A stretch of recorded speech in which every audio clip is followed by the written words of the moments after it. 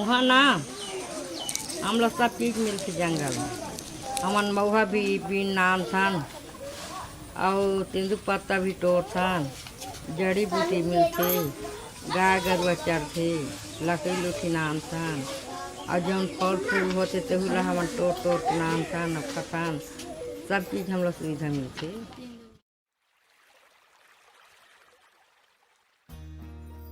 जय भारत जय छत्तीसगढ़। हमने पार्ट 1 में हसदेव फॉरेस्ट और हसदेव कोल्डफील्ड के बारे में विस्तार से जाना। हमने ये भी जाना कि क्यों हसदेव फॉरेस्ट की रक्षा हसदेव रीजन में रहने वाले लोगों के लिए ही नहीं अपितु बायोडाइवर्सिटी को बचाए रखने के लिए भी आवश्यक है। मैंने पिछले वीडियो में यह भी बताया कि सन 2010 में हसदेव अरण्य को नो गो जोन घोषित किया गया था। हम आज के वीडियो में जानेंगे कि आखिर ये नो गो जोन होता क्या है और कौन डिसाइड करता है कि कौन सा रीजन नो गो जोन होगा। इसके अलावा हम यह भी देखेंगे कि ऐसे कौन से एक्ट्स हैं जो आदिवासियों को जंगल से रिलेटेड मामलों में अपनी राय देने का हक देता है। तो चलिए शुरू करते हैं। सन 2007 में हसदेव अरण्य रीजन के हिस्से को लेमरू हाथी रिजर्व के रूप में जानने का प्रस्ताव किया गया था। हालांकि फरवरी 2008 में CII की छत्तीसगढ़ स्टेट यूनिट ने वन विभाग को लिखा कि यदि लेमरू एलिफेंट रिजर्व को स्वीकृति मिल जाती है तो हर साल कम से कम 4 मिलियन टन कोयले का नुकसान होगा। राज्य सरकार ने पहले कोयला खनन ब्लॉकों को बाहर रखने के लिए रिजर्व के क्षेत्र को कम करने की कोशिश की और अंततः पूरे क्षेत्र को कोयले के लिए उपलब्ध कराने के लिए रिजर्व के प्लान को खत्म करने का फैसला किया। 2010 में कोयला मंत्रालय और पर्यावरण और वन मंत्रालय द्वारा किए गए एक संयुक्त अध्ययन के आधार पर जैव विविधता समृद्ध हसदेव अरण्य वन को नो गो जोन के रूप में वर्गीकृत किया गया था। भारत के पर्यावरण और कोयला मंत्रालय ने मिलकर 2000 में यह नीति शुरू की थी। इस नीति के अंतर्गत ऐसे जगहों को जहां जमीन के नीचे कोयला है उनका सर्वेक्षण किया जाता था और अगर उन्हें लगता था कि उन जगह में माइनिंग होने से प्रकृति को बहुत ही भयावह नुकसान उठाना पड़ सकता है तो उन जगहों को नो गो जोन घोषित किया जाता था, अर्थात उन जगहों में फिर माइनिंग नहीं की जा सकती। सर्वेक्षण किए गए कुल 9 कोयला क्षेत्रों में से केवल एक को नो गो जोन घोषित किया गया था। इस नीति को बाद में 2011 में निरस्त भी कर दिया गया और 2011 में इसी तरह की एक और नीति आई जिसके तहत कुछ जगहों को इनवॉयलेट ब्लॉक बनाया गया। इनवॉयलेट ब्लॉक में ऐसी जगह आती थी जिसकी सुरक्षा इन्वायरमेंट एवं कोल मिनिस्ट्रीज के अकॉर्डिंग किसी भी हाल में होनी चाहिए। हसदेव अरण्य के पास इनवॉयलेट ब्लॉक का बहुत ज्यादा हिस्सा था। हसदेव अरण्य कोलफील्ड के लगभग 18 कोल ब्लॉक इनवॉयलेट ब्लॉक के अंदर आते हैं। तारा, परसा, ईस्ट परसा और केटे बेसन कोयला क्षेत्रों के संबंध में गठित वन सलाहकार समिति ने 2009 में किए गए अपने क्षेत्र के दौरे और साइट निरीक्षण के आधार पर 2 अलग अलग बार माइनिंग के लिए इस जगह की सफाई को उचित नहीं माना। वन मंत्रालय ने कम से कम 3 मौकों पर क्षेत्र में प्राचीन वन बेल्ट का हवाला देते हुए कोयला खनन परियोजनाओं को खारिज कर दिया था। हसदेव अरण्य क्षेत्र में 2014 तक टोटल 30 कोयला ब्लॉक्स की पहचान की जा चुकी थी, जिसमें से 16 कोयला ब्लॉक्स को पहले ही विभिन्न कॉन्ट्रैक्टर को दिया जा चुका था, लेकिन सुप्रीम कोर्ट के 14 सितंबर 2014 के आदेश के बाद कॉन्ट्रैक्ट रद्द कर दिया गया। 2012 में माइनिंग के लिए 3 ब्लॉक की पहचान की गई।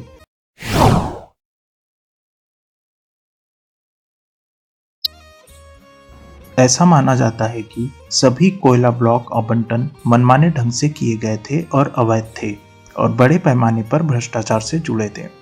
परसा, ईस्ट परसा और केटे बेसन कोयला ब्लॉक पूरी तरह से छत्तीसगढ़ और राज्य सरकारों से संबंधित शाखाओं को आवंटित किए गए थे, लेकिन अडानी ने खनन, विकास और संचालन कॉन्ट्रैक्ट प्राप्त कर लिया।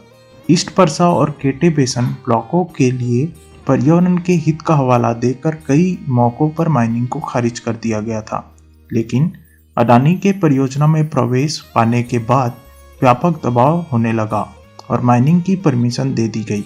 हालांकि इस मंजूरी को भी नेशनल ग्रीन ट्रिब्यूनल ने 24 मार्च 2014 के अपने आदेश में रद्द कर दिया, लेकिन कुछ कारणों से माइनिंग का काम आज भी जारी है। पर्यावरण और वन मंत्रालय ने तारा, ईस्ट परसा और केटे बेसन कोयला ब्लॉकों को जब मंजूरी दी थी, तब उन्होंने विशेष रूप से उल्लेख किया था कि हसदेव अरण्य क्षेत्र के लिए और कोई मंजूरी नहीं दी जाएगी और न ही इसके लिए अनुरोध किया जाना चाहिए, जिसका लगातार उल्लंघन किया गया।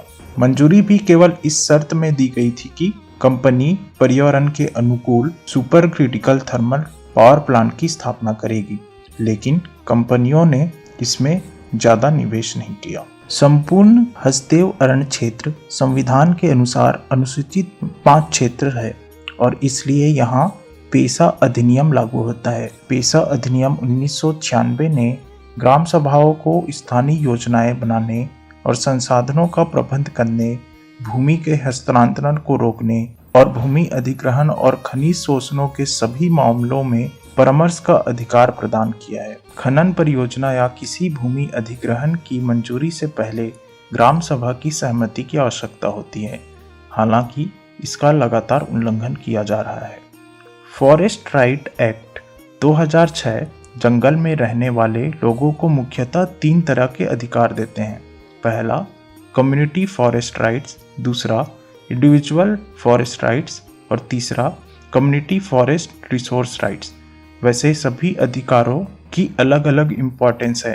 अगर हम शॉर्ट में कहें तो ये राइट्स जंगल के लोगों को सभी गैर लकड़ी वन उपज पर विशेष स्वामित्व प्रदान करता है। सन 2014 से केंद्र में भाजपा की सरकार है, जिसे बिजनेस फ्रेंडली सरकार की तरह देखा जाता है। कहीं न कहीं केंद्र की सरकार आदिवासी और जंगल के हित में बनाए गए पॉलिसीज और कानून का कम सपोर्ट करता रहा है। 2015 में कांग्रेस के श्री राहुल गांधी हसदेव अरण्य रीजन में आए थे, तो उन्होंने वादा किया था कि वे आदिवासी और जंगल की रक्षा के लिए हमेशा आगे रहेंगे। परंतु छत्तीसगढ़ में 2020 में कांग्रेस की सरकार होने के बावजूद राज्य सरकार की तरफ से माइनिंग के लिए परमिशन मिल गया। अडानी के पैसे के सामने अक्सर राज्य और केंद्र की सरकार बिक जाती है और अक्सर अडानी के हित को ध्यान में रखते हुए पॉलिसीज और कानून में मॉडिफिकेशन भी किया जाता रहा है। इन्हीं सब कारणों से हसदेव अरण्य रीजन में नए कोल ब्लॉक्स को स्वीकृति मिल जाती है। बात तब हद से आगे बढ़ गई जब जून 2020 में 16 नए कोल ब्लॉक्स को ऑक्शन के लिए नामांकित कर दिया गया। आदिवासी तब और जोरों शोरों से अपने जल, जंगल और जमीन को बचाने में जुट गए। इसके बाद हसदेव को बचाने के लिए बहुत से एक्टिविस्ट आगे आए। बहुत से मंत्रियों ने भी नए कोल ब्लॉक्स में माइनिंग को लेकर विरोध किया। 6 अप्रैल 2022 को परसा कोल ब्लॉक में माइनिंग के लिए हरी झंडी मिल गई और 26 अप्रैल 2022 की एक रात को लोगों को बिना बताए लगभग 300 पेड़ों की कटाई कर दी गई, जिसके परिणाम स्वरूप हसदेव बचाओ आंदोलन ने व्यापक रूप ले लिया।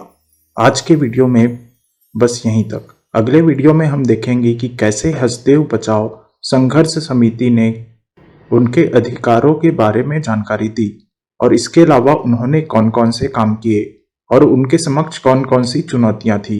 और हम यह भी देखेंगे कि आखिर छोटे पैमाने के आंदोलन आज दिल्ली और विश्व के अलग अलग जगहों में कैसे पहुंच पाई। तब तक के लिए अलविदा। और पुलिस प्रशासन लगा के वो दिन 3 बजे रात के जंगल के 300 पेड़ कटवाए दी। तो रोकन जाके रोकत रहन तो पुलिस वाला कहा थे कि नहीं ये कटेगा, कहा थे कोई नहीं रोक सकता है, कहा थे हम कैसे नहीं रोक सकते हैं, हम लोग का जंगल है भाई।